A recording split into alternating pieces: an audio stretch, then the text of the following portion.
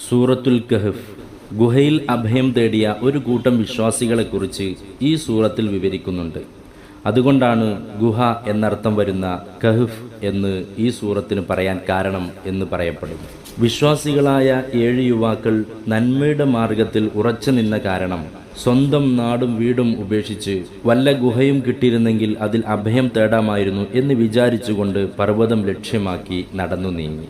അപ്പോൾ ഒരു നായ അവരോടൊപ്പം ചേർന്നു. ആ നായയെ ആട്ടിയോടിക്കാൻ അവർ പല തന്ത്രങ്ങളും പ്രയോഗിച്ചു. പക്ഷേ ആ നായ അവരെ വിട്ടുപോകാതെ ആ യുവാക്കളെ പിന്തുടർന്നുകൊണ്ടിരുന്നു.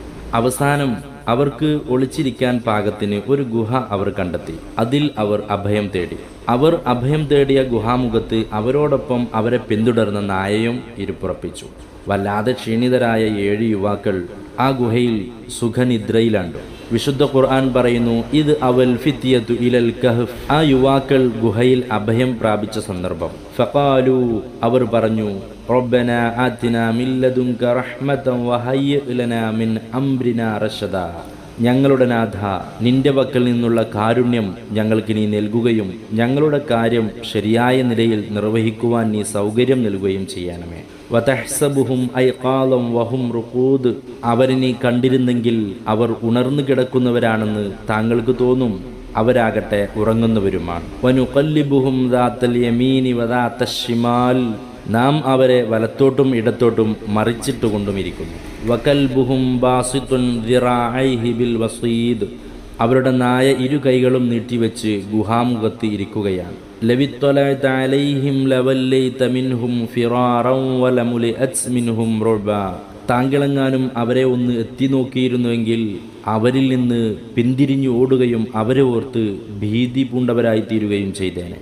ഗുഹയിൽ അഭയം തേടിയ വിശ്വാസികളായ 7 യുവാക്കൾ ഗുഹയിൽ കിടക്കുന്നത് ആരെങ്കിലും ഒരാൾ എത്തി നോക്കിയാൽ അവർ ഉണർന്നിരിക്കുകയാണെന്ന് തോന്നിപ്പോകും. അയാൾ പേടിച്ചോടുകയും ചെയ്യും. മാത്രമല്ല, കുറച്ച് യുവാക്കൾ അവിടെ വിശ്രമിക്കുന്നു. ഒരു കൂറ്റൻ നായ അവർക്ക് കാവലിനുമുണ്ട് എന്നൊരു പ്രതീതിയായിരിക്കും അയാൾക്ക് അനുഭവപ്പെടുക.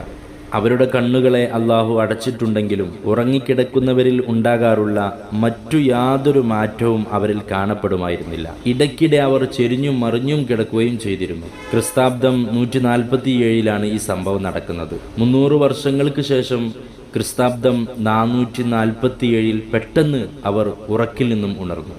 അവരിലൂടെ അള്ളാഹു ഒരു ദൃഷ്ടാന്തം കാണിച്ചതാണ്. ആ 7 ചെറുപ്പക്കാർ ഉറക്കിൽ നിന്നും ഉണർന്ന ശേഷം നമ്മൾ എത്ര നേരം ഉറങ്ങിയിട്ടുണ്ടാകും എന്ന് അവർ പരസ്പരം അന്വേഷിച്ചു. ചിലർ പറഞ്ഞു, 1 ദിവസമാണ് നമ്മൾ ഉറങ്ങിയത്, അല്ല 1/2 ദിവസമേ നമ്മൾ ഉറങ്ങിയിട്ടുള്ളൂ എന്ന് മറ്റു ചിലരും പറഞ്ഞു.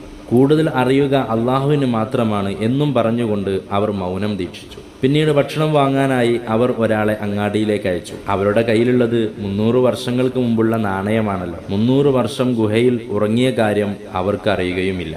ഏതായാലും 300 വർഷങ്ങൾക്ക് മുമ്പുള്ള നാണയവുമായി അയാൾ അങ്ങാടിയിലെത്തി ഭക്ഷണം വാങ്ങി. കടയുടമക്ക് ദിഖിയാനുസ് രാജാവിൻ്റെ ചിത്രം മുദ്രണം ചെയ്ത വെള്ളി നാണയം നൽകി. ഇത് കണ്ട് കടയുടമ വല്ലാതെ വിസ്മയിച്ചു. കടയുടമ അദ്ദേഹത്തോട് ചോദിച്ചു, ഇത് എവിടുന്ന് കിട്ടിയതാ? അയാൾ പറഞ്ഞു, ഇതെൻ്റെ പണമാണ്, ഞാനിത് എവിടുന്നും എടുത്തു കൊണ്ടുവന്നതല്ല, ഇതെൻ്റെ സ്വന്തം പണമാണ്. എന്നാൽ കടയുടമയും അദ്ദേഹവും 2 പേരും വാക്ക് തർക്കത്തിലായി. അവിടെ ആളുകൾ തടിച്ചുകൂടി. അവസാനം കേസ് പോലീസ് മേധാവിയുടെ അടുത്തെത്തി. അവർ വിചാരിച്ചു ഇദ്ദേഹത്തിന് വല്ല നിധിയും കിട്ടിയതായിരിക്കും.